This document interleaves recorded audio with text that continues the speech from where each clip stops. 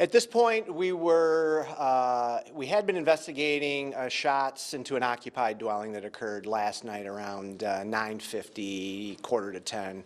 When officers arrived, we had variable amount of cooperation. The house was hit. Multiple rounds were shot into the house. An unknown vehicle was involved that fled the scene.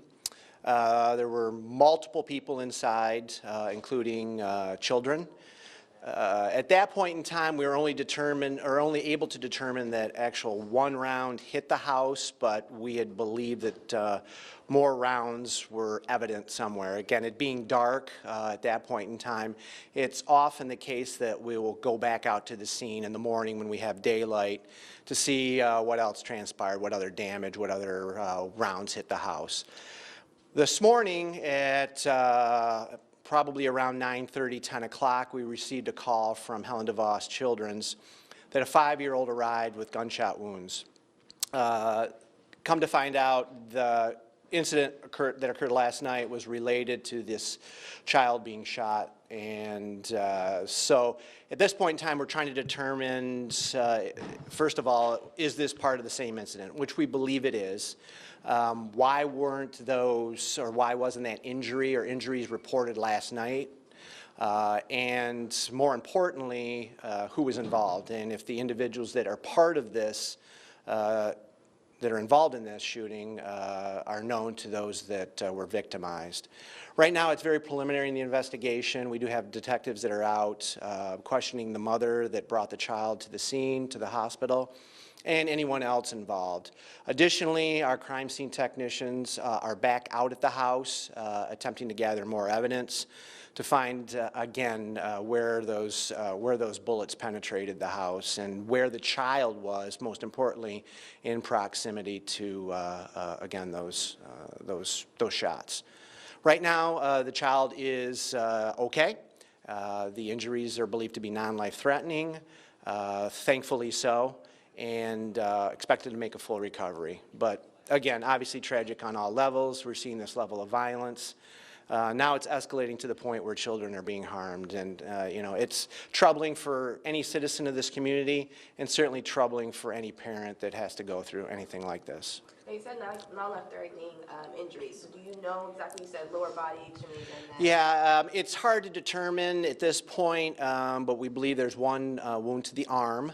Again, the way bullets sometimes travel, it's difficult where one enters and where exits and where it lands. So sometimes you go to a scene and it appears that a person has multiple holes in them, and it's the result of maybe one round or two rounds that travel in different directions. So we leave that up to the medical professionals to determine entrance and exit and how many actual wounds there are, and if there's any evidence, obviously, of bullets. So thankfully the child is presumably going to be okay. Again, we don't have definitive results on that, but it appears that the little one's going to pull through.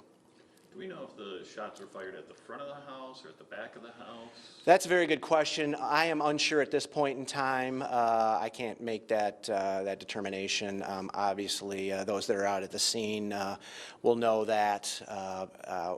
Again, where the house was shot up and from what proximity and what distance will also help us better understand where this occurred and how it occurred. So was it truly a drive-by shooting? Did somebody walk up on scene?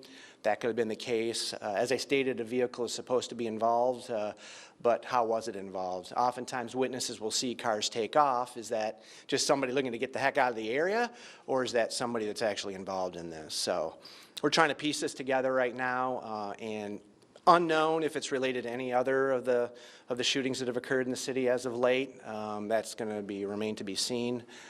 So we're, again, investigators are tracking down witnesses and leads at this point. Do you have a description of the vehicle at this point so we can help? No real good description. Witnesses indicated a car was seen fleeing, but I think the witness information is variable at best. So again, I don't want to start the community looking out for, you know, silver Oldsmobiles, and then every silver Oldsmobile in the community gets stopped by a police officer. And then that's just shooting fish in a barrel, and that's not helpful. That's not productive.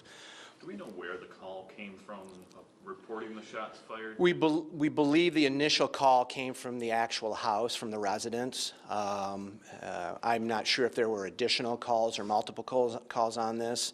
Again, nearly 10 o'clock at night, presumably there would be other people up, but a call did come from the actual house. So those that were victimized did report it. Do we know for sure that the shots came from outside, not inside the house? We can't even determine that for a fact. That's a very good point. So at this point, we're attempting to piece this all together, and everything's on the table. You know, as an investigator, you try to follow the clues, and at this point, it's believed that they came from outside, but can't be 100% sure. So you mentioned multiple people were living in the house. Is this a whole entire family? Were there friends, cousins, that kind of thing? Or do you guys know that? Unsure about that. Upwards of 10 people that were actually in the house. Now, is this an extended family? Are there friends? Unknown. There were little ones. There were children in the house. Unknown about how many. But you know, if it is family, if it is all residents, again, even more troubling. You know. Rounds of ammunition, bullets are indiscriminate. You know, if the house is filled with 10 or more people, there's a real good chance that somebody's going to get hit, and that's the most tragic thing of all of this. Do we know how, you may have already said this, do we know how many times the child was struck? Unknown. There's at least one wound that we can definitively determine at this point. So again, is that an entrance wound and an exit wound, or again how that bullet traveled? We don't know. The doctors, the medical professionals are really kind of sorting that out. So it seems like there's shooting just almost every week, or every week to be exact. What is causing this uptick in all this shooting? Yeah, that's a great question. You know, is this a culture of violence within certain communities? Is this part of prior beefs or prior altercations? Is there gang or drug activity going on here? Who really knows? If we had a better handle on this, we might have a better idea on why this is occurring. And I don't want to minimize the fact that our detective unit is working on all of these, and they are truly taxed to the max here. And why? You know, that's sort of the million-dollar question right now. And if we could get our finger on that, we would be much further along as far as solving some of these incidents. Is there any reasonable explanation you can think of for how a child has a gunshot wound for 12 hours?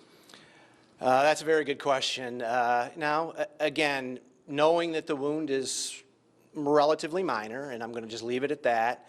If the child is sleeping at the time, the child again is not wrestled out of their sleep. One could presumably not notice this or discover this to the morning. So I'm giving the benefit of the doubt to the parent. I'm not thinking for 1 minute we're dealing with a bad parent here, but that's a question our detectives are going to have to ask. Why so long until the child was taken to the hospital and this was discovered? Many reasons, many explanations, and some of them are quite plausible or reasonable. Could this be better described as a graze? I don't want to say that. I don't want to say a graze. Again, I did not see the wound, and again, I'm not a medical professional. Although I've got experience in the area, unfortunately, I don't want to guess on that. Any calls to this address recently? There has been activity in this area. I can say that. Again, this happened in the 2000 block St. Charles, which is on the southwest side of town. This particular area has had an uptick in violence. Now, this particular address, not entirely sure at this point in time, but we've had an uptick in violent activity in this general area. So, again, is this related? Is this particular incident related to other incidents? Unknown at this point in time. Or is it related to prior events that have occurred in this area? Unknown. Gang-related incidents? Can't say that either. Again, organized group of individuals could be defined as a gang. So are they known as true gang members? Unknown at this point in time, early in the investigation.